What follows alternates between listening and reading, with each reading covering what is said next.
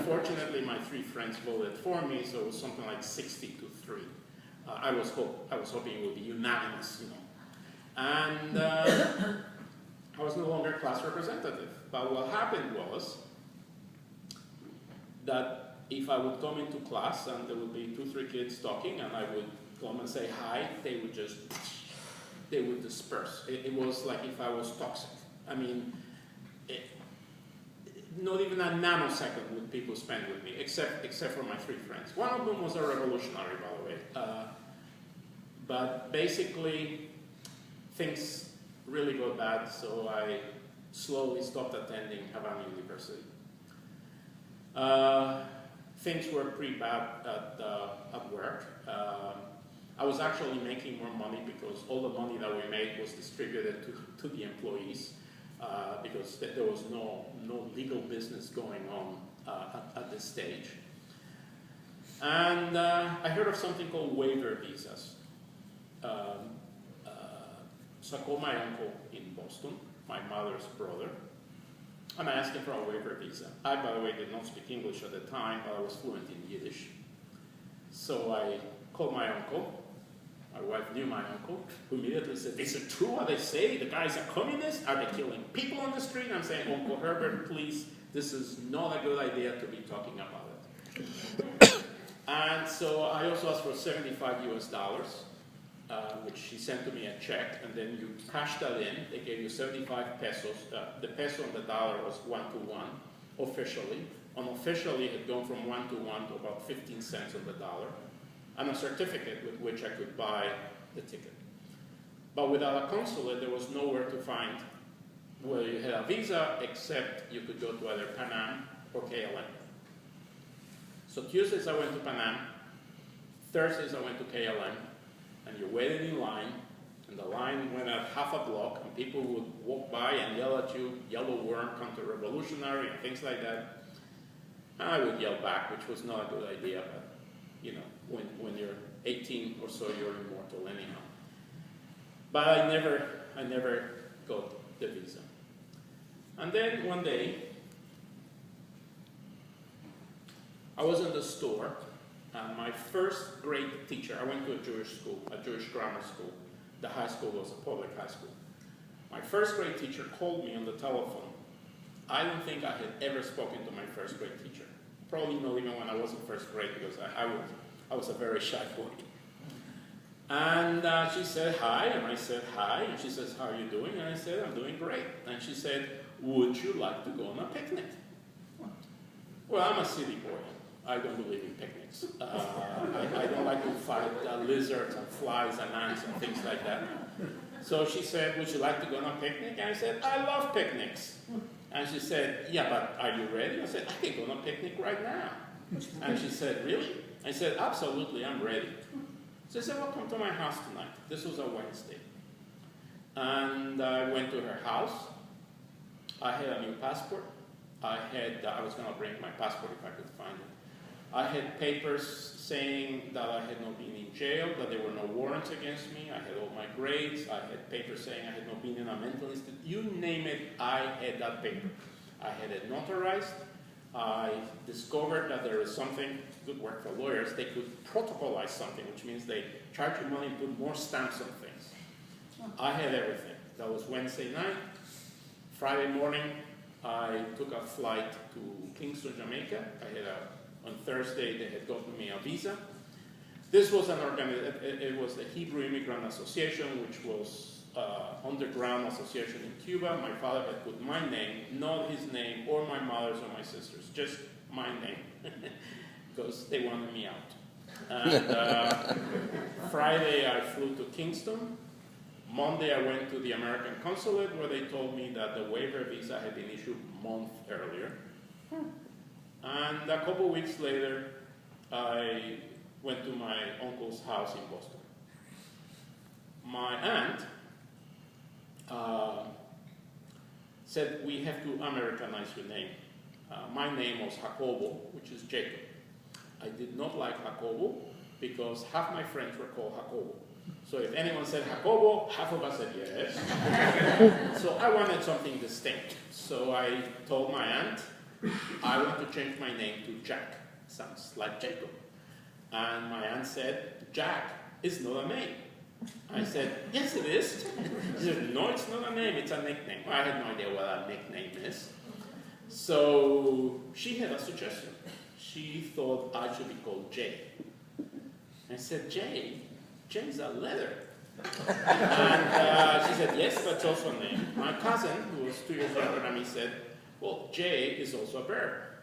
Well, in Yiddish, the derogatory word for homosexual is fegele, which means little bird. There was no way I would be a bird. So I went to a dictionary, and I looked up possible translations of Jacob, and one was James, which sounded to me like a fairly unusual name. So I decided James would be my name. And a little while later, I'm not too sure exactly. I remember when it happened, but I don't know exactly how it happened. I met someone. I told him my name is James, and he said, so how they're hanging, Jim? And I said, who's Jim? And that's my story. Thank you. You want to say a few words? No. Good. No? No, thank you. Is there any questions? Yes. Yeah, questions. I would like to go back. I'm not allowed. If you are Cuban-born, you need permission from the State Department. So you could go in a tour, leaving from Miami. I need permission. I petitioned last year, and I was turned down. I petitioned on the basis that I wanted to do research for my memoir. I have some writing credits, and they didn't care. Castro has outlasted 10 American presidents. Yes. Notwithstanding the South Florida Cuban vote, is it time to resume diplomatic relations with Cuba? In my opinion, absolutely. Long overdue. But as you said, the Cuban population was 6 million when Castro came in. Over 1 million Cubans have come to the United States. I don't know how many have gone to Spain, Puerto Rico, Venezuela, places where they actually speak Spanish, which makes the most sense. And the Cubans in Miami are really, really anti-Castro. And they do not want to have anything to do with him. Except they keep flying back to Cuba to visit their relatives, and they bring money, which is a tremendous source of income for the Cuban government. But relations, no. The singular event in my life, in college, was the Cuban Missile Crisis. I remember thinking that we might see the end of, see a major nuclear war at that time. I know that Castro went on a retreat and then announced that he was a communist after he came to New York City, a famous visit that I recall. But my sense is, do we have any sense that when you were in Cuba that apart from buying sugar, that there was going to be a major military and espionage to that? And it just reinstated it. Putin has just reinstated the espionage facility in Havana. That Cuba was going to be the fulcrum for Soviet ambition in Central America. Well, I did not know that. When I was in Cuba in the early years, I believed, and to some extent I still believe, that Fidel Castro was a Cuban patriot. And the people that came in the boat with him were patriots. But I also believe that Che Guevara, who was a Marxist idiot, that he convinced Fidel Castro. Cuba was the last bastion of Spanish colonialism in America. And Cuba had tried, and quite a few years, but Cuba was an island, it's isolated. Cuba had tried to fight off the Spaniards, they couldn't. And in 1895, the Cuban rebels started to fight the Spanish. By the way, as an aside, Thomas Jefferson, you remember him, wanted to buy Cuba from Spain. So as far as Thomas Jefferson, the United States government in some way wanted to buy Cuba. By 1898, the Cubans had the upper hand against the Spaniards. The Spaniards were brutal. I mean, they had taken the farmers, put them on the city, there was famine. But then in 1898, the battleship blew up in Havana Harbor. The United States entered the war. Within a month, Spain lost, and the United States ended up with Cuba, Puerto Rico, and the Philippines. Cuba then took 4 years to free itself of the United States, which wanted to make sure everything was okay. But one of the things in the Cuban Constitution was something called the Platt Amendment. And the Platt Amendment was put on by a U.S. senator in the Cuban Constitution, saying that the United States can intervene in Cuba anytime its vital interests are threatened. So Cuba became a free independent country in 1902. The United States intervened in 1906, 1909, 1912, 1926. The United States had Guantanamo. So when you're in Cuba, it was not difficult, outside of the numbers I showed you of the tremendous control that the United States had over Cuba, it was not difficult to get the Cubans to say, we ought to be free and independent and not have to put up with this stuff. So it was not a difficult sell as a nationalistic movement, but it was easy then, once you oppose the United States, you're afraid they're going to invade. Now you start buying weapons from the Soviet Union. They're expensive. And indeed, there was the Bay of Pigs invasion and things like that. So yeah, it was a gradual switch. It almost felt inevitable that this would happen, but I think it was predestined by Che Guevara's influence. This is just my opinion. You still have many contacts in Cuba that you're in touch with? Oh, just one? Yeah, my friend Ernesto, he was about the best friend I ever had.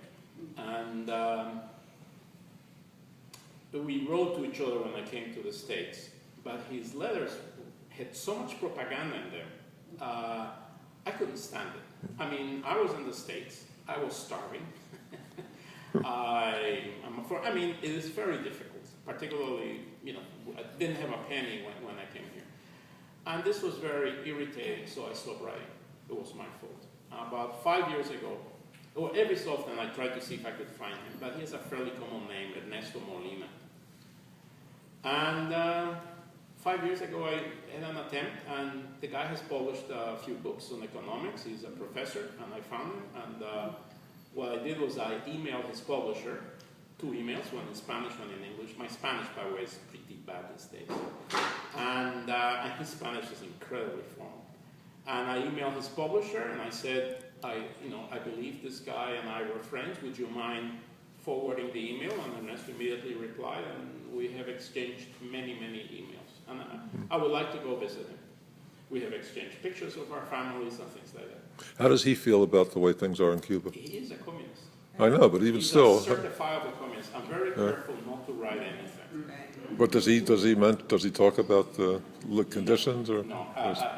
Within the last few weeks, I hadn't heard from him for weeks, and I sent him an email titled, "Are you still alive?" And he replied and saying yes, that they were, but he had like some infestation, so he had some bites on his back, and he said, as a joke, it must be part of an imperialist plot.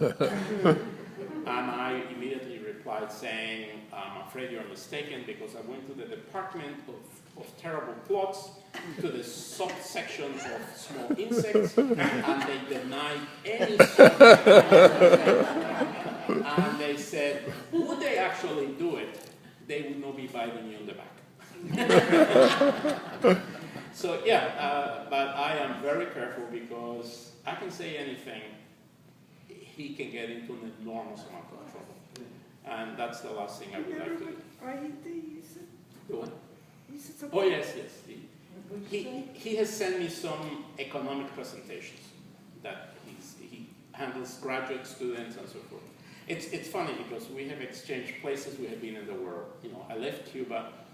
I have traveled a lot in the world, and so has he. He has been to Russia. He has been to Uganda, where he spent a year.